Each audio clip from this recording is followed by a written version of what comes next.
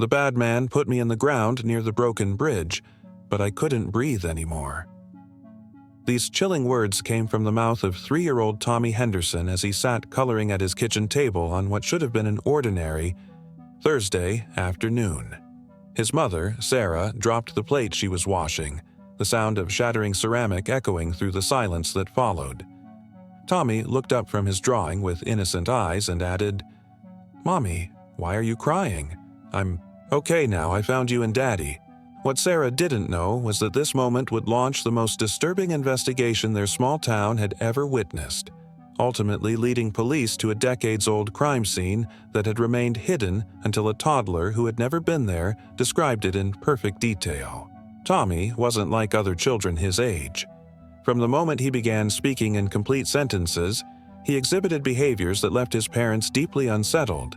He would wake up screaming about the bad man with the angry eyes and refuse to go near certain areas of their property, particularly the old wooden bridge that crossed the creek behind their house.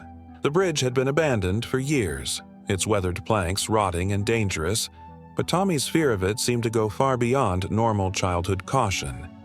He would point at it from their back porch and whisper, "That's where he left me," before running back inside the house. At first, Sarah and her husband Mark attributed Tommy's strange statements to an overactive imagination, fueled by too much television, or perhaps stories he had heard from older children at daycare. But as weeks turned into months, Tommy's accounts became increasingly detailed and consistent. He would describe being the boy before, who lived in a blue house with white shutters, had a dog named Rex, and loved to ride his red bicycle around the neighborhood until the bad man took me away. The specificity of these memories troubled Sarah deeply, especially when Tommy began drawing pictures that depicted disturbing scenes no 3-year-old should be able to conceptualize. One drawing showed a stick figure of a child lying motionless while a larger figure with dark, scribbled features stood nearby.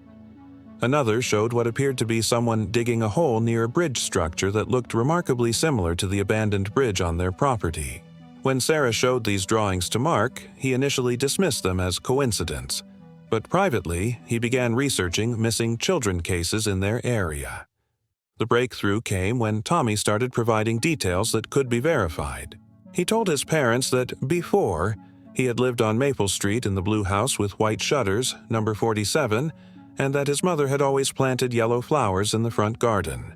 Driven by curiosity and growing concern, Sarah decided to drive to Maple Street to see if such a house existed. To her shock, she found exactly what Tommy had described. A blue house with white shutters at number 47, complete with a front garden that, according to elderly neighbors, had indeed been filled with yellow marigolds years ago. The current residents, an older couple named the Williamses, had purchased the house in 1998. When Sarah cautiously inquired about the previous owners, Mrs. Williams' expression grew somber. "Oh dear, that was the Peterson family. Such a tragedy. What happened to their little boy, Michael? He disappeared when he was just 6 years old. They searched everywhere but never found him.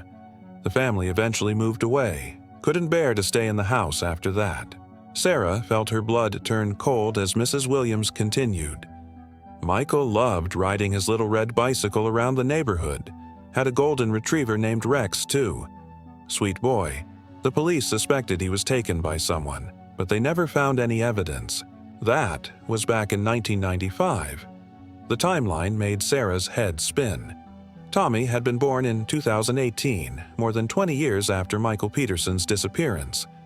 Yet somehow, her 3-year-old son possessed intimate knowledge of a missing child's life, including details that had never been publicized. That evening, Sarah confided in her sister Emily, a detective with the county sheriff's department. Emily initially approached the situation with professional skepticism, but as Sarah shared Tommy's drawings and recounted his specific statements about being buried near the broken bridge, Emily's expression grew increasingly serious. She knew about the Michael Peterson case. It remained one of the department's most frustrating cold cases.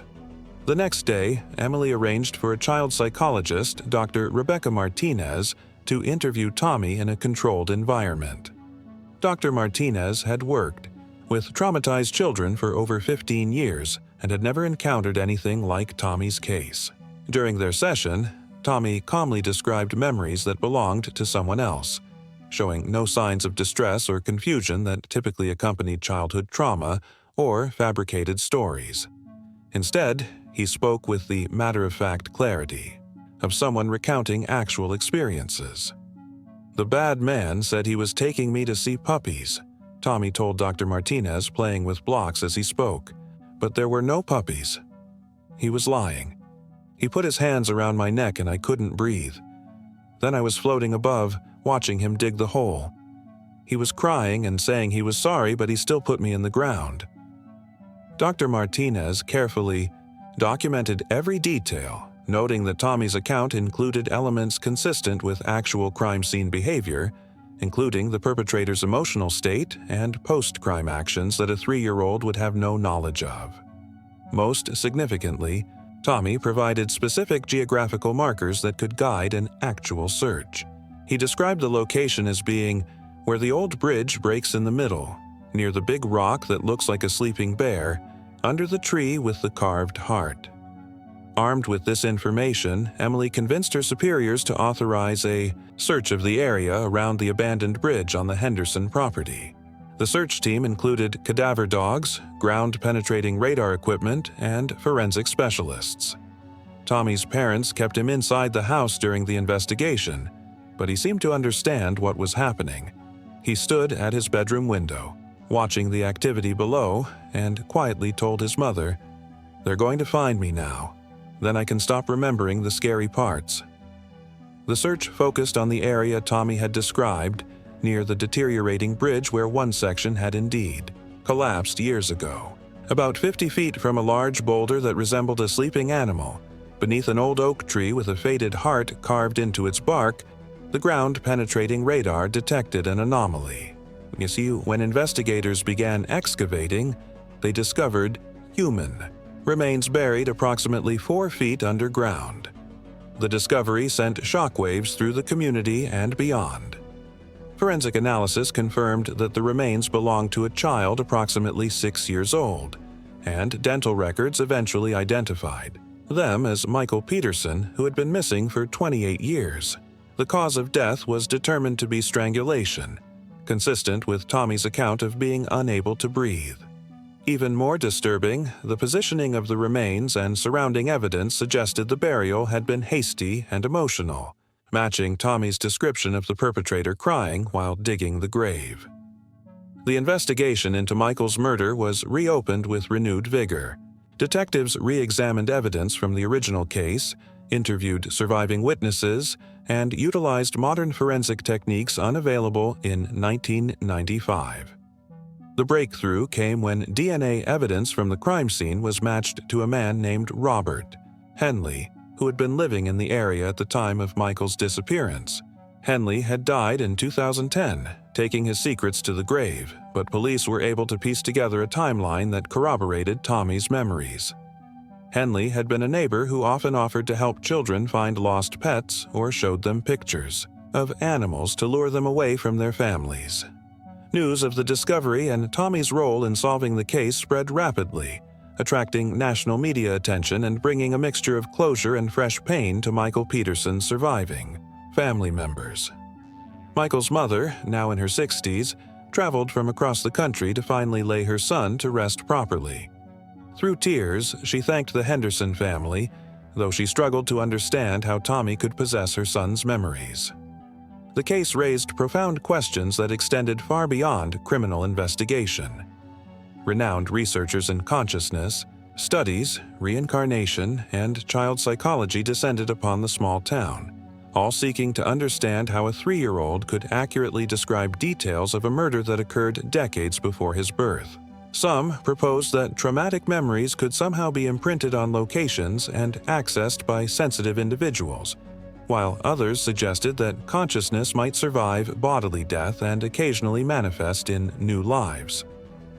Dr. Martinez continued, working with Tommy throughout the investigation and its aftermath. She noted that as the case gained resolution, Tommy's distressing memories began to fade. He stopped having nightmares about the bad man and gradually lost interest in the bridge area that had once terrified him.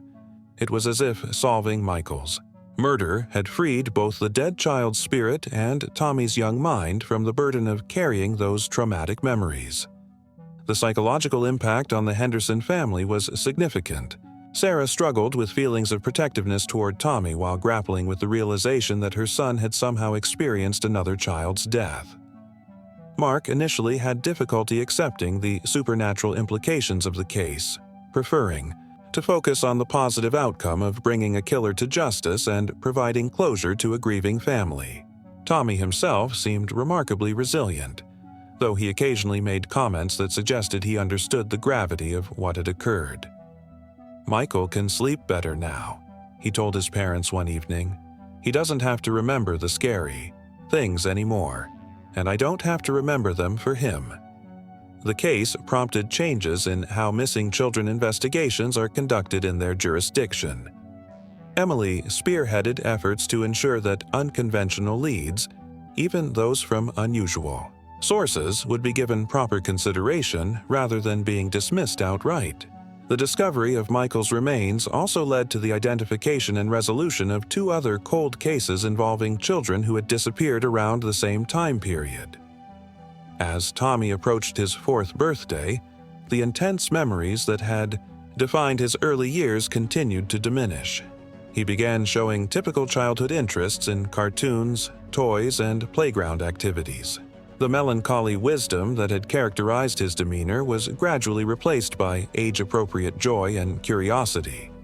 However, he retained an unusual empathy for others and occasionally demonstrated intuitive insights that surprised his parents and teachers. The abandoned bridge where Michael's body had been found was eventually removed as part of a community healing process. In its place, residents erected a small memorial garden dedicated to missing children and their families. Tommy helped plant the first flowers, yellow marigolds chosen to honor both Michael's memory and his mother's love of gardening. The garden became a place of reflection and remembrance, where people could contemplate the mysteries of life, death, and the connections that bind us across time. The scientific community remained divided on explanations for Tommy's case.